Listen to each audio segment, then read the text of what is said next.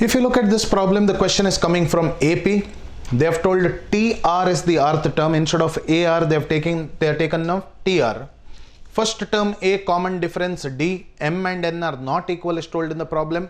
Mth term is nothing but A plus M minus 1 times D, that is equal to 1 by N given in the problem.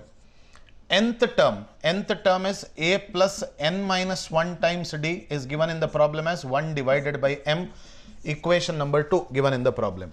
So what can I write? Equation 1 minus equation 2. So I can write M minus 1 times D minus of N minus 1 times D, that is equal to 1 by N minus 1 by M, correct? So I can say MD minus D minus ND plus D, that is equal to M minus N divided by Mn.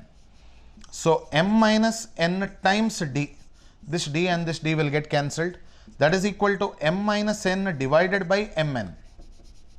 So what is this value of D is equal to 1 divided by Mn is what we get. Substitute D in equation number 1. So A plus M minus 1 times 1 divided by Mn, that is equal to 1 divided by N. Is it okay?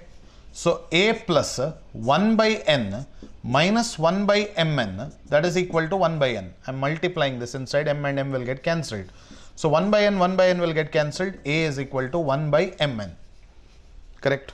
Now A and D both are equal, right?